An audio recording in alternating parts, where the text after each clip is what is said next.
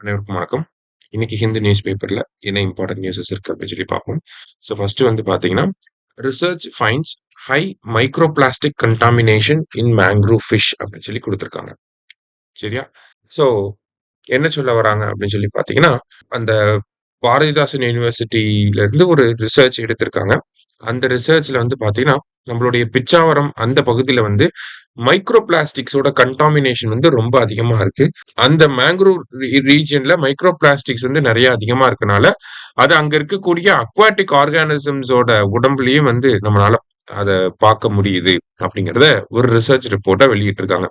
குறிப்பா பார்த்தீங்கன்னா, polyethylene, polypropylene, polyethylene டெரப்தலேட் இந்த மாதிரியான மைக்ரோ பிளாஸ்டிக்ஸ் எல்லாமே வந்து அந்த ஃபிஷஸ் அந்த மாதிரியான ஆர்கானிசம்ஸ்ல வந்து இருக்கு. இது அப்படியே அந்த ஃபிஷ்ஷ நம்ம சாப்பிடுறப்ப நமக்கு வரும். அப்படியே அந்த ஃபுட் வெப்ல இன்கிரீஸ் ஆயிட்டே ஃபுட் வெப்ல வந்து அடுத்தடுத்த லெவலுக்கு வந்து அந்த மைக்ரோ பிளாஸ்டிக்ஸ் வந்து ஷிஃப்ட் ஆயிட்டே இருக்கும் அப்படிங்கிறத வந்து சொல்றாங்க. ஓகேவா? இந்த மைக்ரோ பிளாஸ்டிக்ஸ் கண்டாமினேஷன். அதுவும் எந்த சீசன்ல இந்த மைக்ரோ பிளாஸ்டிக்ஸோட கண்டாமினேஷன் அதிகமா இருக்கு அப்படின்னா, மான்சூன் சீசன்ல தான். ஏன்னா மான்சூன் சீசன்ல தான் நிறைய ரன் ஆஃப் வாட்டர் அப்படிங்கிறது போகும்.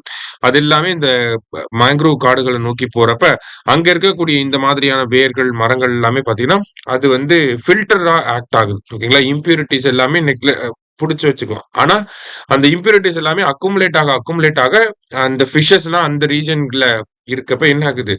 நமக்கு வந்து அந்த மைக்ரோ பிளாஸ்டிக்ஸ் வந்து ஃபிஷ்ஷோட உடம்புக்குள்ள போயிருது. அந்த ஃபிஷ்ஷ நம்ம சாப்பிடுறப்ப நமக்கு வரும். அந்த மாதிரியான ஒரு பாதிப்பு அப்படிங்கிறது இருக்கு அப்படிங்கிறத இந்த இடத்துல சொல்றாங்க. ஸோ இந்த மைக்ரோ பிளாஸ்டிக் கண்டாமினேஷன நம்ம மேங்க்ரோவ்ஸ்ல வந்து தடுக்கிறதுக்கான ஸ்டெப்ஸ எடுக்கணும் அப்படிங்கிறத இங்க குடுத்துருக்காங்க.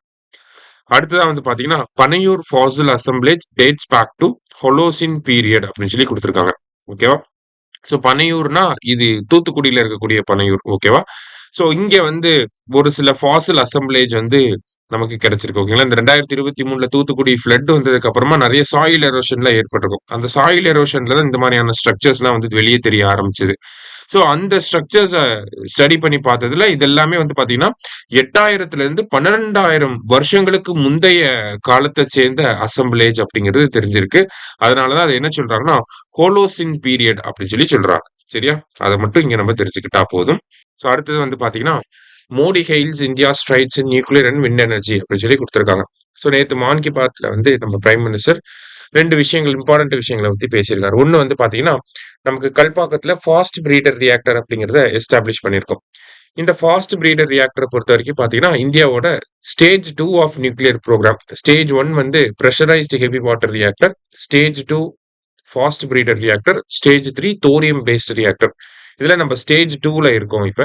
இந்த ஸ்டேஜ் 2 பொறுத்தவரைக்கும் பாத்தீங்கன்னா, ஃபாஸ்ட் பிரீடர் ரியாக்டர் அது வந்து இப்ப ரீசென்ட்டா கிரிட்டிகாலிட்டி அப்படிங்கிற ஸ்டேஜ அச்சீவ் பண்ணியிருக்கோம். அதாவது அந்த நியூக்ளியர் ரியாக்ஷன் வந்து செல்ஃப் சஸ்டெய்னிங் செயின் ரியாக்ஷனா மாறிருச்சு அப்படிங்கிறது அதனுடைய பொருள். ஸோ அந்த நியூக்ளியர் ரியாக்டர பொறுத்தவரைக்கும் பாத்தீங்கன்னா, அதனுடைய கெப்பாசிட்டி 500 மெகாவாட்டா இருக்கு. அதோட லைஃப் டைம் வந்து 40 இயர்ஸா இருக்கு. பொதுவா வந்து எல்லா நியூக்ளியர் ரியாக்டர்லயும் ஹெவி வாட்டர வந்து கூலண்டா யூஸ் பண்ணுவாங்க. இங்க வந்து பாத்தீங்கன்னா, நம்ப லிக்விட் சோடியம் வந்து கூலண்டா யூஸ் பண்றோம். ஓகேவா? இந்த மாரியான விஷயங்கள் பத்தி நம்ம பார்த்திருக்கோம். ஜஸ்ட் ரிவைஸ் பண்றோம் அவ்வளவுதான். சரியா? அடுத்தது விண்ட் எனர்ஜிய பொறுத்தவரைக்கும் பாத்தீங்கன்னா, இந்தியாவோட டோட்டல் இன்ஸ்டால்டு கெப்பாசிட்டி வந்து 56 ஜிகாவாட்டா இருக்கு அப்படிங்கிறத நம்ம பிரைம் மினிஸ்டர் சொல்லியிருக்காரு. அதுல தமிழ்நாடு, குஜராத், மகாராஷ்டிரா அண்ட் ராஜஸ்தான் இவங்கலாம் வந்து டாப் பெர்ஃபார்மிங் ஸ்டேட்ஸ் அப்படிங்கிறத சொல்லியிருக்காங்க. அதே மாரி வேர்ல்டு லெவல்ல இந்தியா வந்து எத்தனாவது இடத்துல இருக்காங்க அப்படின்னா, இந்தியா வந்து 4த் ரேங்க்ல வந்து இருக்கும். டோட்டல் விண்ட் எனர்ஜி கெப்பாசிட்டில, விண்ட் எனர்ஜி ஜெனரேஷன்ல வந்து பாத்தீங்கன்னா, இந்தியா வந்து 4த் ரேங்க்ல இருக்கு அப்படிங்கிறத சொல்லியிருக்காங்க. சரியா? நம்ம இன்ஸ்டியூட்ல வந்து பாத்தீங்கன்னா, ஒன் ஷாட் எம்சிக்யூ அப்படிங்கிற கிளாஸஸ் வந்து பாடசாலையில ஸ்டார்ட் பண்ணும். ஸோ இது ஃபுல்லாவே வந்து கொஸ்டின் பேங்க் இருக்கும். அந்த கொஸ்டின் பேங்கோட எக்ஸ்பிளனேஷன்ஸ் வந்து இதுல இருக்கும். இந்த கிளாஸஸ் வந்து உங்களுக்கு பாடசாலையில போக போகுது. இந்த புக் வந்து அந்த கொஸ்டின் பேங்க் வந்து உங்களுக்கு வீட்டுக்கே அனுப்பிடுவாங்க. இந்த மாதிரி ஒவ்வொரு சப்ஜெக்ட்டும் நம்ம பண்ண போறோம். அதுல ஃபர்ஸ்ட் சப்ஜெக்ட் வந்து இந்தியன் பாலிட்டி ஸ்டார்ட் ஆக போகுது. இன்னைக்கு நியூஸ் பேப்பர்ல முக்கியமான விஷயங்களை வந்து பார்த்திருக்கோம். நன்றி.